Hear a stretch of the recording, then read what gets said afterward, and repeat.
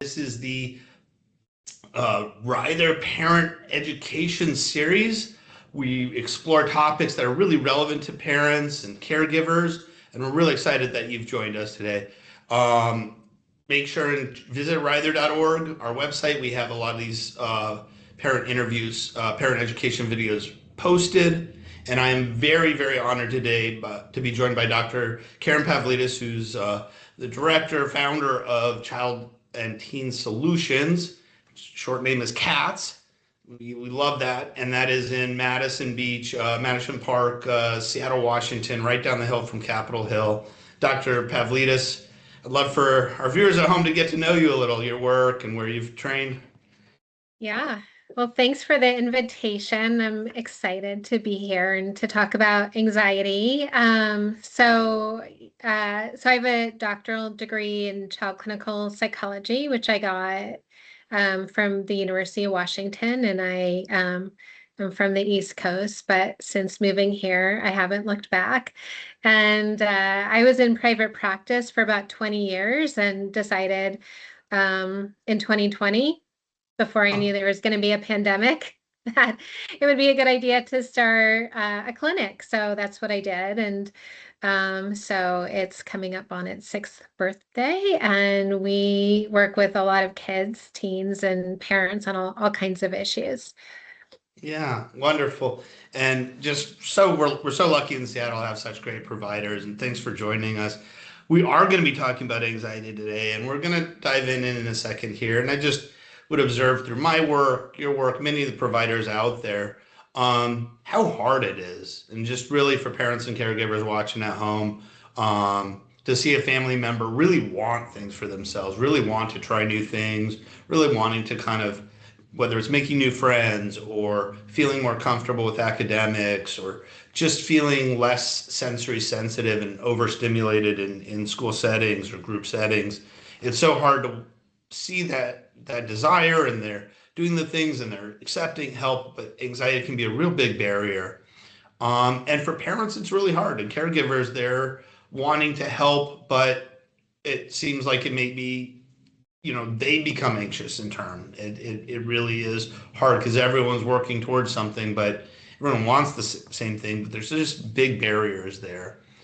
We talked a little beforehand, and you talked about some of the pitfalls, as these parents and caregivers are facing really tricky situations, trying to help their kid as much as possible. But it can be tricky. You can fall into some pitfalls. And what are some of those things? Like, what are some things folks should be aware of? And again, it's always with best intentions. They're trying to help, but it can actually have a reverse effect. And what Mhm. have you seen where it becomes difficult? Yeah. So it's counterintuitive because, like you said, parents want to help. Usually, when their kid is anxious, like it pulls on our heartstrings. And I'd say the main traps that we as parents can fall into is because we're hardwired to soothe. And so it's actually sometimes those behaviors that we as parents opt to do that actually keeps the anxiety alive. And it is like I said, counterintuitive. So a common one is known as co-rumination, or I like to talk about the different ways this shows up. It can show up as like a bedtime anxiety dump, where suddenly, a kiddo might be like, kind of keep to their thoughts and feelings to themselves throughout the day. And then at bedtime, suddenly it's as if truth serum was injected and the child wants to open up and talk about their day. And then it could also just happen at any time in the day, where Mm. that I'll call like the deep dive to nowhere, where a kiddo or teen is talking about their problems. But it's the way to identify when this is happening, like for a caregiver or parent, is when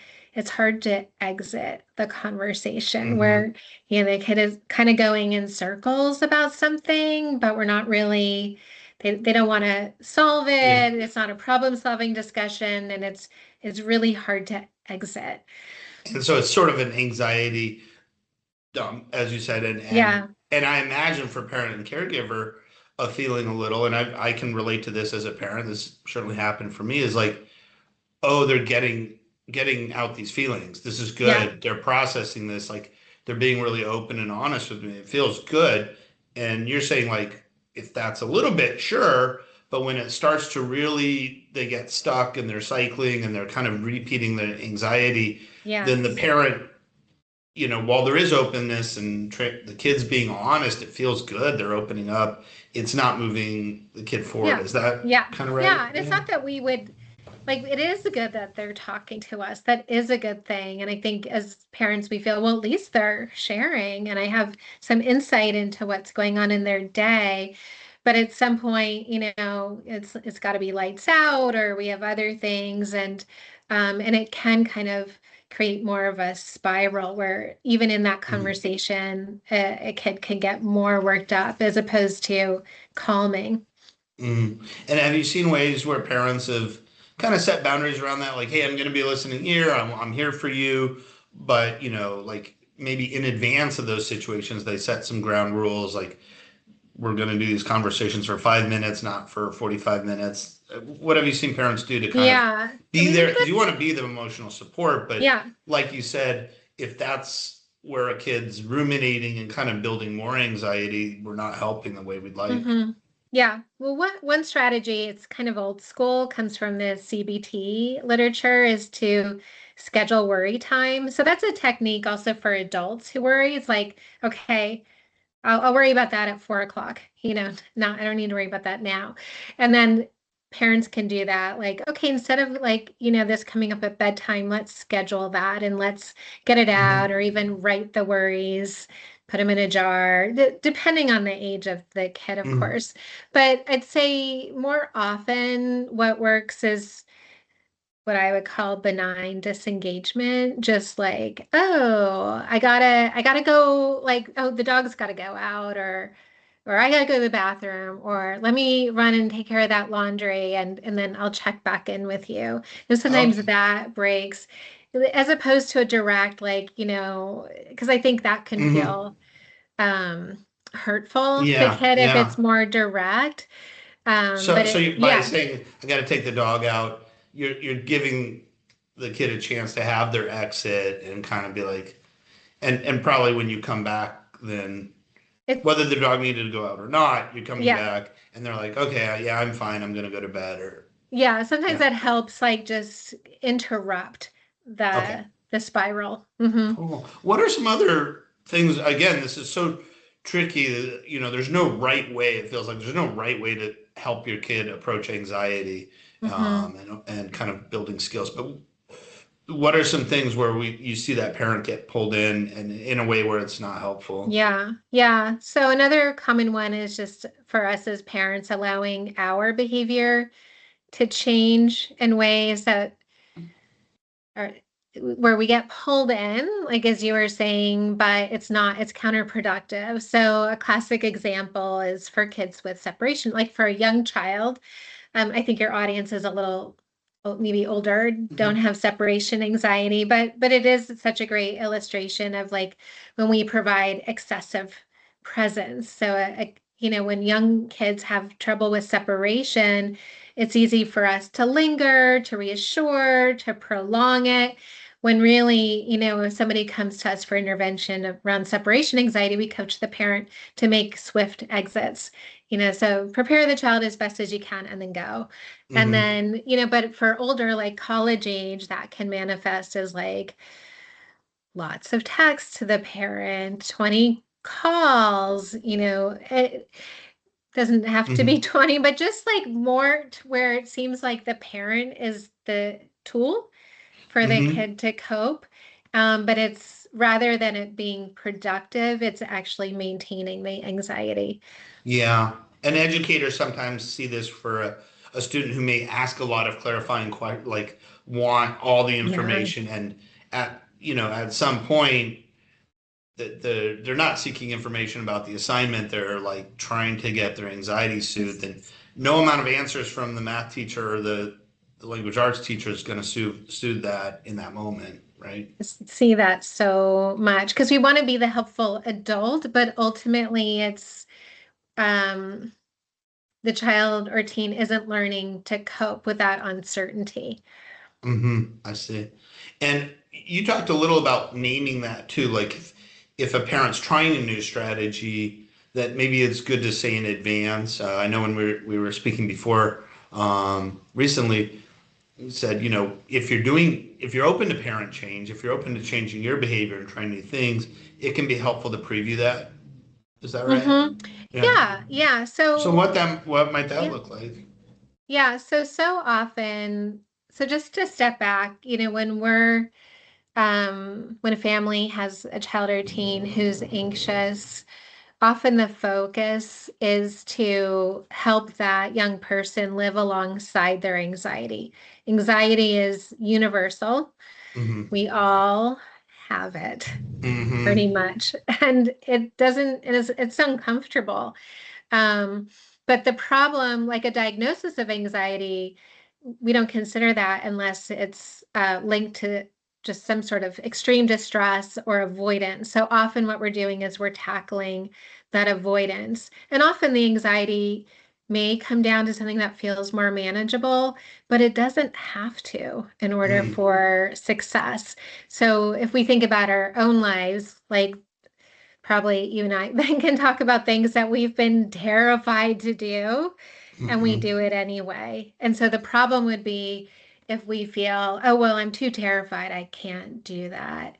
And so what we're trying to achieve in treatment or just day-to-day parenting is that we want to shift that narrative from I couldn't possibly to yes, I can. Hmm. And um, so that our young people are saying, I was terrified and I did it anyway. Or Hmm. actually, that was more fun than I thought, or it wasn't as bad, or it was bad, but you know what? I live to tell the story. Right. And so again, that you've talked about this before, the pitfall being I'm gonna get, it's the short term pain versus long term gain. And in the moment, boy, you just want to get the kid to school, you want to get through the day. But you're saying that if they can bump up against some uncomfortableness, they're gonna have longer gains. They're Yeah, gonna confront the thing that's making them yeah. uncomfortable.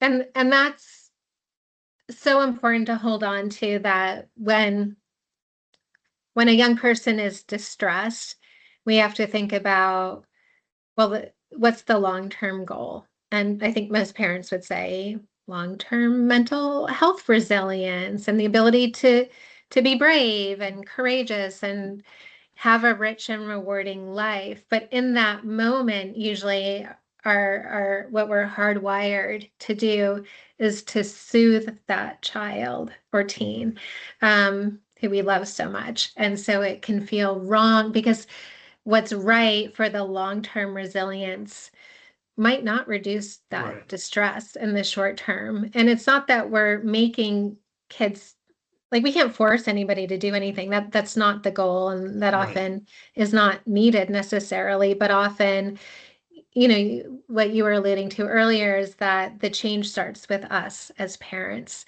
and Hmm. that there's certain behaviors that we need to change that might be maintaining the our young person's anxiety um, or sending the wrong message. Like I'm often talking about like what's the subtext, when you talk about this with your child, what's the meta message? And so sometimes if we're over reassuring, which is probably the number one trap, Hmm. where kid, teen wants reassurance and we give it. It's going to be okay. Yes, there'll be people there that no, you're not going to throw up. You're going to be fine. We don't have crystal balls. So in some ways, what we're messaging is well, it has to be okay, or distress is Oh, dangerous, wow. or Mm. uncertainty is difficult. Whereas if we're communicating, gosh, I'm not sure who's going to be there, or I don't know about the traffic, or, Hmm. fill in the blank. I hadn't thought about it that way, that Mhm. kind of trying to preview, trying to kind of give, hey, if you get out the door for school, it's gonna be okay. Teacher that you like will be there. You're gonna get to do the game you like in PE, like all the things to get that kid feeling okay to go out the door were we're trying to predict things that we actually can't predict, and we're kind of so Yeah. so what are some strategies of helping a kid who's really anxious? Let's take getting out the door, and Mm-hmm. the parent needs to get on with their. I mean, there's some real world issues like how can I get Mm-hmm. on with my day, Mm-hmm. and I've just got to solve this. I mean, sometimes it's not. I don't want my kid distressed. It's just how do I get on with the day? How I've got to get them to school, and Mm-hmm. Mm-hmm. what are some ways, what are some strategies to avoid that pitfall of school's going to be fine? I promise it will be okay. I have a crystal ball. What are Mm-hmm. some ways where you've seen parents kind of help that kid take that step as sort of a ally and a co-champion Mm-hmm. versus like a reassurer? Mm-hmm. Yeah, yeah. So if a kid is anxious about school, that could be more complicated because there might be legitimate issues Sure, right. that need to be addressed that Mhm. they maybe shouldn't. We Yeah, don't want them to have to endure right. necessarily, but say it's like a swim meet or something, and they're or a Or a friend. performance or Something that they use probably should something. feel comfortable with, going over to a friend's house, but there's what Yeah. am I wearing, or just all Yeah, of are they that. gonna have food that I like, or and Yeah. it's like, I think the messaging is, well, yeah, I get that you're nervous, and you're somebody who cares, or but I think you can also be brave and learn that you can cope with whatever happens, and I'm not sure who's going to be there, or so talking from that place of like our reality, which is that things are not certain, and we're modeling, even if we have to pretend, as good models for our kids, that we want to model that we can tolerate and cope with uncertainty, and that the goal isn't for things to be certain, that we can live with ambiguity and Hmm. trust our ability to cope. Yeah. When I love that, how you describe like rather than kind of trying to clear the way and make sure everything's perfect, you're saying you're brave. You're acknowledging things aren't perfect. There's gonna be anxious moments, or we don't know who's gonna be there, or is the Hmm. food gonna be comfortable? Hmm. Instead, you're saying, I know, I have confidence in you as my kid. You're brave. Yeah. Yeah. And I'm sure, and there's always going to be times where it's just you've got to make it happen and So help them over sometimes you that. just got to get out the door with Right. whatever it takes. Like we can't always have the Yeah. long game Yeah. as our And so priority. Sometimes, bribery yeah. is okay there. I'm joking. Well, actually, rewards, I would always have Yeah. Yeah. rewards. That's Yeah. like we love rewarding kids Sometimes you've just got to for being brave. Yeah. get through. Yeah. Um, that's really helpful. And some of these pitfalls, I think it's helpful to be aware of, and certainly makes me think about moments in my parenting process. And again, anxiety is really tricky and hard. And as parents, we want to be the ally and help, but we can fall into those pitfalls. You've mentioned a few strategies. I was just wondering if some of the things you've seen parents do in your work, other positive strategies or little approaches they might have had that you saw as really helpful and helping them get away from those pitfalls. Mm-hmm. Mm-hmm. I was wondering if Well, you could share. yeah, you hinted at one earlier, which is like if we as parents have been stuck in a trap of over reassurance or excessive physical presence or presence over text or phone, like Hmm. we don't want to suddenly, like if our college student is calling home 20 times, we don't want to suddenly ghost them, right? Like, so we would explain and say, I've come to learn or come to recognize that I'm sending you the wrong message by taking all of your calls. And like, what I really want to be communicating is that, like, I think, I I think you can handle these Hmm. things, and I Hmm. am here to support you. Um, but how about we just talk once a day, and then, Hmm. and I'm, the most loving thing I can do, believe it or not, is to not take those other 19 calls. Now, we don't expect the young person to like that. I mean, we don't have to argue or get into a debate about it, but it's like we're changing our behavior. So we're not communicating, you have to do this, you should do this, you have to Hmm. go. It's just like, here's how I'm going to shift and how I respond when you're Right. anxious, because I think you can cope, and I want to get out of your way so you Hmm. can learn. And I love that that reframes it away from like, how are we fixing this thing up for you? You know, teenagers don't want to be the perceived patient. They don't want to have all the Exactly. focus on them. And so it's taking away from that as I'm hearing you explain it, and more just saying, here's what I'm going to be doing a little different, or like, I can Yeah. help you more if I respond to one of your texts than if I'm responding to all 20 of them. And you're really, and you're getting upset because I'm responding right away and I happen to not respond, and you're used to that. So I'm stepping back a little. So Yeah. it gives them sort of predictability, it sounds like, and saying, like,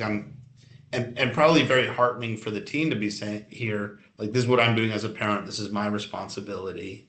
Yeah. Yeah. And it's ideal when we can get the young person to be a collaborator.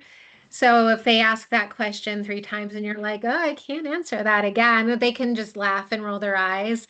But for some young people, it's hard, and it might be harder to get them on board. And that's where we have to work on our own distress tolerance, because again, it's counterintuitive, but sometimes if we pull back on the reassurance and our kid gets upset, that tells us we are doing the right thing, because they've Hmm. been over relying on us and our words as their tool, as their way to self-regulate, when we want them to be able to build those muscles. Yeah.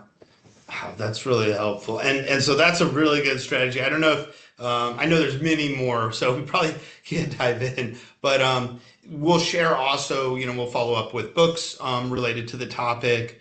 Dr. Karen Pavlidis, again, Child and Teen Solutions, and we'll of course post the website along with the video. But Dr. Pavlidis, I'm so grateful for you joining and kind of giving all of these strategies and insights to folks who are watching at home. Yeah, it was fun. Thank you. Great. Thank you so much. And folks, feel free to check out other videos that we have in the series, and email us if you have any topics that you're wanting to hear about. Really are excited to hear from parents and caregivers who are watching the education series. Thanks so much and have a great day.